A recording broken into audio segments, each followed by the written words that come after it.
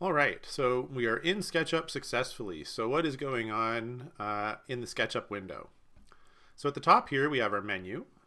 We have undo, which you can also do with the Windows key or with Control and Z. You'll use that a lot when you're modeling, I promise. If you undo something by accident, you can redo it here. Save is grayed out because you have to save it with a name first using save as, and I'll show that in a second. And then right here is the name of your file. Which we haven't saved it yet, so it doesn't have a name. So if we click to the menu, we have home, which takes us back to the previous screen that we were on. New is a new file. We can open ones that we've been working with from last time. You can save. You can import other ones, export, download. We're not going to be using those. We're not going to be using any of these other ones. But yeah, as you're working and you want to save your work, you'll click Save As, and your drive should be linked here. You click your drive, and then in here you can pick a folder if you want to save it in a particular folder. You name it down in the bottom, and if you want to, you can create a new file. So I would say create a new file and call it grade 9 tech, so you can put all of your work in one spot. We'll open that, and you'll see the ones that I have saved already. Once you have that, you just type in the name you want. I'm not going to save this one, but name your file here. Give it a meaningful name. If you're doing task 1, call it task 1 like I did, and then your name. So task 1 Steven, task 1 Jennifer, whatever name, and then you would hit save and it would save your file. All right, so this is the main view. If you're using a mouse, you can scroll the wheel forward to move in and scroll the wheel back to zoom out, which is very useful.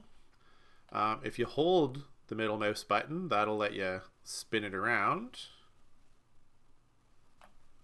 And down the left-hand side of all of our tools here, the main one, the first one, is the black arrow, which is just select. So I can click on an object like the little person that always defaults at the start here, and I can click off to unselect. I can also select by doing a drag to make a box, and then everything completely inside that box will be selected. And you can tell they're selected because they get this blue outline. What else do we have that we need to do? So here are our navigation tools, these two right here. So the finger is to pan. Pan just means move without rotating. So you can pan up and down, left and right, forward and back, all sorts of things. It's kind of like strafing in a video game. You move around without turning at all. Above that is this kind of circular one called orbit, and that's just like holding down the middle mouse button. That lets me rotate around, so I can rotate left to right, I can rotate up down, and that's just to make sure you have a good look at what you're doing, because when we're making more complicated things, you need to line up your look really well. So the other two completely red ones are right here, and they're about moving objects. So let's select this guy again, and this top one is move. So if I have him selected and I choose move, then I can move him around in the space. And sometimes it's really tricky to move things precisely. So if I go right along the blue line, it'll make sure you move straight up and down, not front back, not side to side, directly up and down in the 3D space.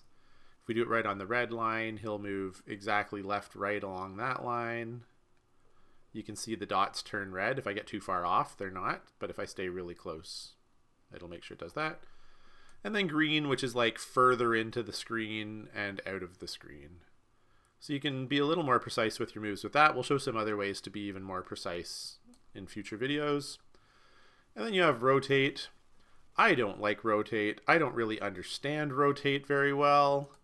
Like if I start it here and I go up to here, then it'll kind of use that part I made as like an arm, and it'll rotate him around the first point that I clicked.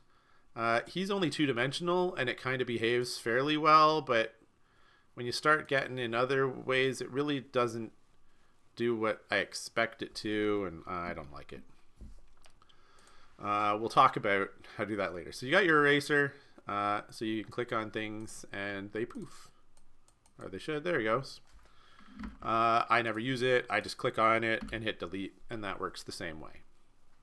So how do we make stuff? Well, let's start with this rectangle shape. If I click once, it'll start following my cursor to make a rectangle wherever I stop clicking. So let's say right there. And then it makes a rectangle. It doesn't look like a rectangle because it's three-dimensional, but if you line it up, you'll see that it is actually a rectangle. All right, so we have a rectangle, but this is not a 3D shape. This is just a 2D shape. If we want to make it into 3D, we have to use what's called the push-pull tool, this one right here. And you see when I hover over the shape, it'll get all these dots on it to show that that's what I'll be selecting, because things in SketchUp are not one solid object. This looks like just a rectangle, but it's actually 4 edges and 1 face that make up this object. And I can move them independently. So I can just grab that edge, and then everything else tries to keep up as best as it can. So you have to be careful what you're selecting. I want to select the whole thing for push-pull.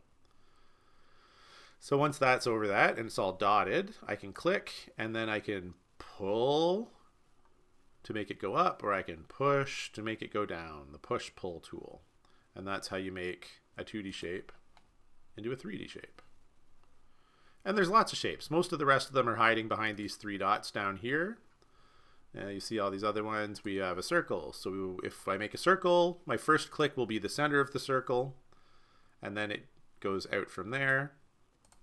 And then I can grab my push-pull and turn that into, ooh, see what's happening here? I had my rectangle selected. So even though I clicked push-pull on the circle, it moved the rectangle.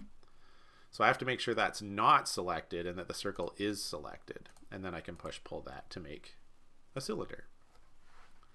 Any other shapes? Oh, there's like polygons. So you can probably decide how many sides you want somehow. I've never really played with them. And there I go again. I forgot to click to select this one before I did the push-pull. And then we can make a little hexagonal prism, I guess that one, with a hexagon on top. One other thing that's useful for moving things around is grouping. So one major problem is, suppose I'm moving stuff around and accidentally kind of get this over top of my hexagon. Well, they kind of get stuck together a little bit. If I try and select just my rectangular prism, I can't, right? Because it's all just a bunch of little pieces. I can't just select one part. And if I try and group select it, well, I'm going to get a bunch of the hexagon too. And then when I try and move it, it's a mess. Control Z to undo. So before I start moving things to keep it from having that problem, I should select its shape, right click, and I can group it. And once it's grouped, this is no longer a bunch of faces and edges. This is one rectangular prism. And if I move it around somewhere else and deselect it, if I just click on it, I get the whole prism, and I can move it again and nothing sticks to it. It kind of is its own shape, which is really, really good. Last thing we'll play with for now. Let's go back to this not being a complete shape. So I can turn it back by doing explode, and that ungroups it.